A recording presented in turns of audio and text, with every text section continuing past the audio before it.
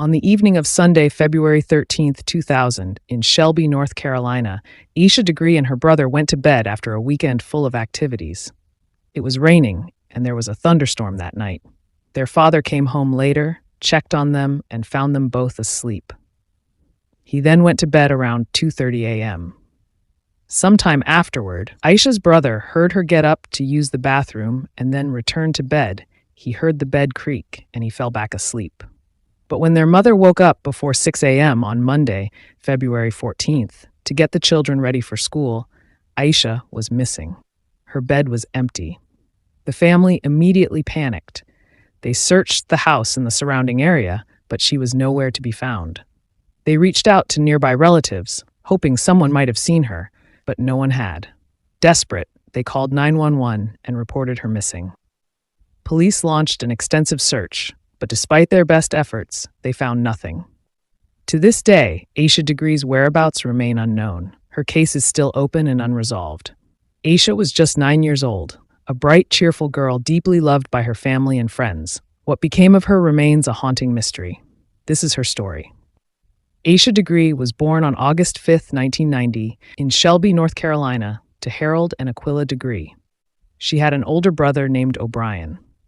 Aisha was a reserved but cheerful and intelligent young girl, well loved by her family and friends. She attended Faustin Elementary School, where she excelled academically and participated actively in sports, particularly basketball. In 2000, Aisha was in 4th grade and had developed a reputation as an outstanding student, frequently being honored as Student of the Week. Her favorite subjects were math and science, and she aspired to study science at Winston-Salem University in the future. She also dreamed of becoming both a writer and illustrator. Her family was very close-knit and deeply involved in their church. Aisha's parents worked hard to protect their children from harmful influences. They restricted TV access and avoided owning a computer due to fears about online predators. Several extended family members lived nearby, offering an added layer of support, though Aisha's parents remained cautious, limiting how far the children could go when playing outside. After school, Aisha and her brother often stayed home alone until their parents returned from work. Despite her age, Aisha was known for her maturity. She was careful not to interact with strangers or even open the door for familiar faces unless her parents were home. On Friday, February 11th, 2000, schools were closed. Since her parents had to work, Aisha and her brother spent the day at their Aunt Alicia's house. That afternoon, they had basketball games at Burns Middle School. Aisha played first, but fouled out, contributing to her team's first loss of the season. She was initially upset, but her mood improved by the time her brother's game began. On Sunday, February 13th, 2000, the Degree family followed their routine by attending church at Macedonia Missionary Baptist Church. Aisha had been staying at her cousin's place since Friday, and her parents picked her up before church. After the service, they visited a family member for lunch before heading home. That evening, Aisha, tired from the weekend, napped around 6:30 p.m. Rain and thunder woke her later. Around 8:30 p.m., she joined her mother and brother watching TV. Her father was working his evening shift at PPG Industries. As the storm intensified, a nearby car accident knocked out power in the neighborhood, including the Degree home. The family used candles and a kerosene heater to stay warm. At around 9:30 p.m., Aquila's sister and her children came to stay at the Degree house due to the outage. Aquila sent all the children to bed around that time. The power returned at 12:30 a.m. Aisha's father arrived home later and checked on the children before going to bed at 2:30 a.m. Both were asleep.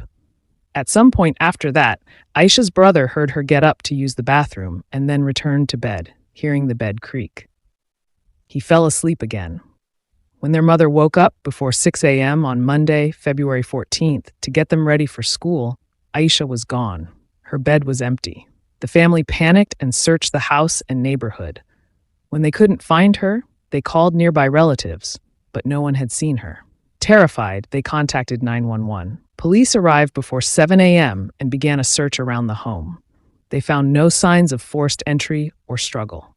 Upon checking Aisha's room, her family noticed her sneakers, jeans, backpack, and a Tweety Bird purse were missing. The police expanded their search to nearby woods and fields, but stormy weather from the night before made conditions challenging. Despite that, the local authorities launched the largest search effort in county history. Volunteers joined in, combing through forests, fields, and abandoned buildings. Missing person flyers were distributed widely, and the community came together, united by a desire to bring Aisha home. Media outlets picked up the story quickly, broadcasting her image and urging the public for help. News coverage intensified, leading to more volunteers and increased awareness. Despite the massive efforts, leads were scarce. Witness accounts began to emerge.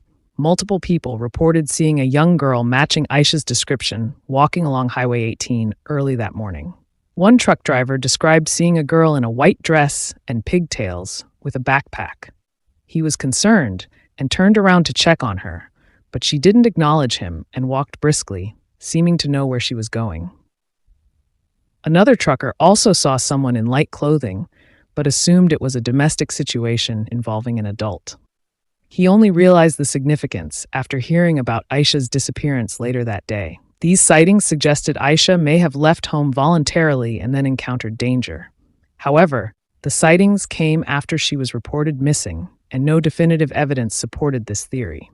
On February 15th, a local family discovered suspicious items in their shed: a Mickey Mouse hair bow, candy wrappers, a pencil, a pen, and a photo of an unknown girl.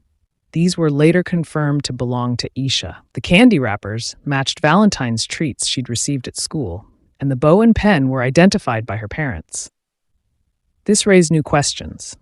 Did Aisha seek shelter in the shed? Was she alone? Bloodhounds couldn't pick up her scent. The discovery led some to speculate she may have run away, but that didn't align with her behavior or family dynamics. Investigators couldn't find any clear reason she would leave home. With no solid motive or evidence of unhappiness, the runaway theory remained unconvincing. As weeks passed, the town of Shelby mourned and struggled with the emotional weight of her disappearance. The community continued supporting the Degree family through vigils and gatherings, unified by shared grief and hope. Theories emerged, ranging from abduction to family involvement, but nothing was certain. Abduction remained the most alarming possibility. The sightings and belongings found suggested vulnerability to predators. Investigators looked into suspicious individuals in the area, but no credible leads surfaced. Although Aisha's parents were fully cooperative and visibly devastated, some community members speculated about possible secrets. The family endured scrutiny despite their apparent innocence. 18 months later, in August 2001, a man named Terry Fleming made a significant discovery. Aisha's backpack buried 26 miles from her home near Highway 18. It was wrapped in plastic and contained personal items: clothing, a pencil, family photos, and a Dr. Seuss library book that did not belong to Aisha. This deepened the mystery of who may have given her the book or checked it out. 2 decades later, authorities released more details. The backpack also included Aisha's basketball uniform, favorite pants, shoes, house key, wallet, and 3 family photos. A New Kids on the Block nightshirt was also found, though her family said it wasn't hers. The FBI had joined the investigation early on, adding valuable resources and insights. Interviews with family and friends gave investigators a clearer picture of Aisha's life. When the backpack was found, attention turned to specific individuals, renewing urgency in the case. Authorities determined that Aisha left her home around 3 a.m. on February 14th, likely of her own will. Witnesses saw her walking along Highway 18, but there was no sign of foul play or abduction. Investigators couldn't determine why she left. Despite the discovery of the backpack, her disappearance remains unsolved. Investigators were no closer to finding her than before. As years passed, public interest in the case faded, but her family and a dedicated few continue to seek the truth.